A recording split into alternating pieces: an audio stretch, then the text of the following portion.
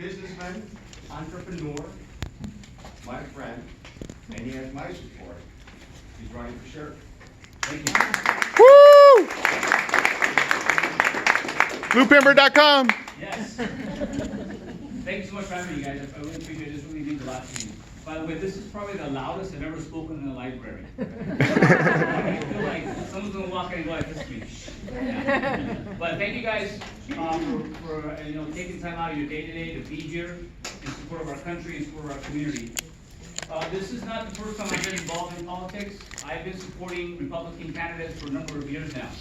From the first time I was approached to run in 2008, however, at that time I had moved out of the city of Tucson. I was living out in the area of the county.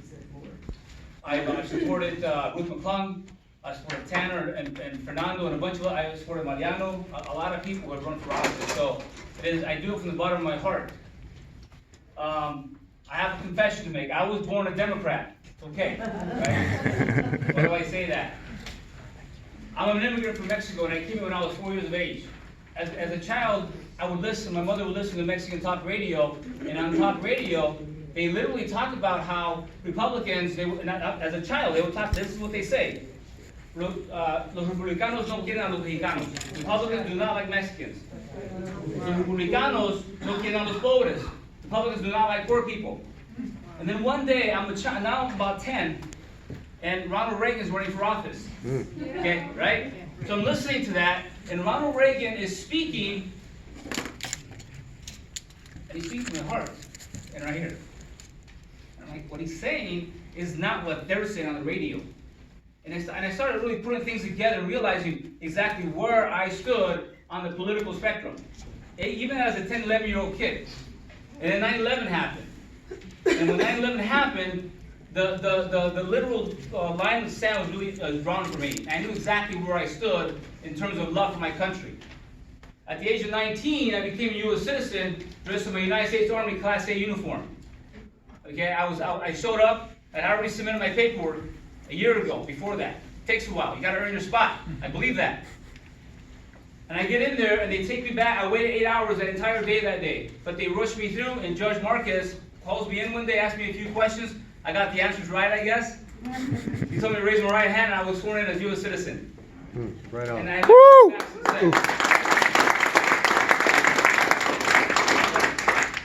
I come from a long line of immigrants to this country who come here who want to do great things for this country because we respect it and we love it. And when we come here, we've become the fiber of what the United States represents. And that is entrepreneurship, leadership. That's exactly what I bring to the table. A little bit about me: I was a soldier, an Army combat medic, and I was also an MP for a while, military policeman. Look, when I was a kid, I remember I always wanted to be a law enforcement officer. After the military, I became a law enforcement officer. I served in the Arizona State Gang Task Force, where I worked undercover. I worked all over the state of Arizona, from Yuma to Cochise, all over the place, working undercover cases, on buying guns and methamphetamine and all sorts of things. Doing those things that need to be done in protection of our country. Because I believe that we need to secure our border, and I'm not going to be flip-flopping on that. Okay? And I'm not going to pull any punches. Amen, buddy. With all due respect, but the person in office today is flip-flopping on that issue. I can't do that, because I know what it's like. And by the way, the issue of the border is not just the south to north, it's also north to south. Because that wall needs to be built. Why? Because our children are being taken south in cases of human smuggling and things like that. So we need a barrier to create a deterrence from that happening. Look, when I was a kid, I had a very good teacher in the 6th grade who forced me to write down my goals, and she said, listen, write down what you want to be when you grow up. So I wrote down policeman, and that was about it. She goes, no. Write a story. Like, make it up. Go crazy with it. So I wrote down I was going to become the inspector from Batman. I'm in the 6th grade. I should have wrote down Batman, right? but I wrote, and I became a law enforcement officer. And I served my community with pride. Until one day, and I thought I was going to do this the rest of my life, and I almost did. I got hurt on an undercover case in Midville Park at Chewy's, and I got the bejesus beat out of me in an undercover operation. I suffered traumatic brain injury, a permanently damaged inner ear, dislocated jaw, and all the injuries that come, everything that comes with having a brain injury. It took me 4 years to recover from that. But I knew I had options. I had to reinvent myself. I couldn't be a statistic, so I became an entrepreneur. But in the back of my mind, I knew I still had to serve my community in some way, shape, or form, so I built houses for less fortunate people. I did it not because I was this genius, but I did it because I read The Art of the Deal by Donald Trump. Okay. And I'm like, if he can do it, I can do it. I did it in South Tucson. All right? And from that point, I kept reinventing myself. The market changed. I worked on television. I've been a spokesman for law enforcement. I've been on a couple different television shows as an actor as well as on Breaking Bad, other shows. Why did I do these things? Why? Because I know that our young people out there, your grandchildren, your children are looking up to people. And it's up to people like myself, like yourself, to be good examples to them. See, from then I continued my path as an entrepreneur. And today I'm happy to have Mr. Carlos Menendez, a gentleman named Dylan, who was here, 20 years of age, young entrepreneurs. Why do I want to become sheriff? Why? Because I wrote down my goals when I was a kid, and I looked up to a politician back in the day, a guy named Chuy Higuera. I don't know if you know who he is. Got arrested for shoplifting. He's a Democrat, poor guy. But I didn't know any better. I was a kid. But I knew that someday I was going to serve my community and through public office. And I wrote that down. And today that opportunity has been presented to me again.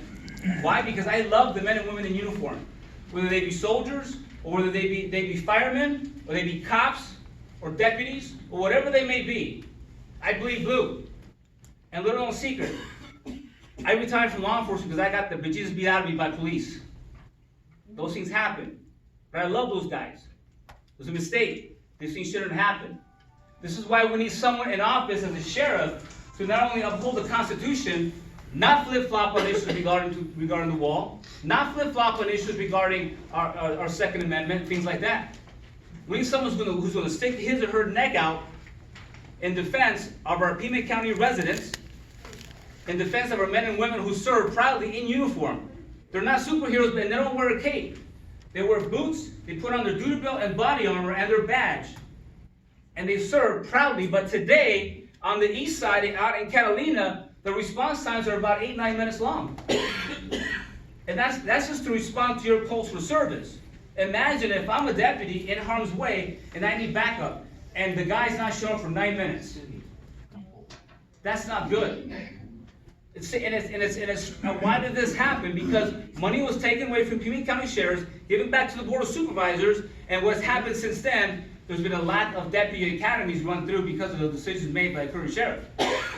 Look, with all due respect to the party, all due respect to the sheriff, I wouldn't be running if those things weren't happening. That's just a fact. Someone else asked me earlier, why are you running? We already have a sheriff who's a Republican. And by the way, the job of a sheriff is to be honest. When you're being accused of perjury, that's not good. And a vote of no confidence is submitted against you, also not very good. Look, I believe in fair law enforcement, abiding by the law, also being honest, but also being compassionate to our men and women. When I see men and women in uniform, I don't just see the deputy, I don't just see the cop. I see the father, the coach, the husband, the brother, the dad, the son. That's who I see. See, Pima County needs people like that. We're literally, all of us here, we're a minority, and if we don't step up, like the lady earlier mentioned, that seat can be taken from us. So we all need to do our part to serve our community, whether it be by signing a petition, thank you for those who signed, or by running for office in whatever positions are available. It's on us. It's on us to continue the legacy that Donald Trump has been pushing for the past couple of years. It's on us. As crude and as rude as he might be sometimes, he's imperfect. It's okay, so am I. And so are you. Yes, sir. But he gets the job done.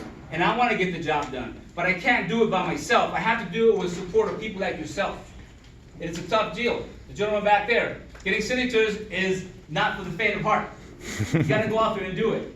So guys, I'm looking for volunteers. I'm looking for help. I'm looking at if you can at least pass my name along, I really appreciate that. And if I'm given the opportunity to serve as sheriff, look, I'm going to be honest, and I'm going to do my job. Even if it costs me, my reputation with the Board of Supervisors. The Stone Garden Fund should have never gone away. It's free money. It's like turning down a Pell Grant when you go to school. You don't do that. You don't do that. Perhaps it should have been articulated a little bit better to the board. Who knows? Either way, my name is Luis Pimber. I'm proud American, and thanks for having me today. Woo!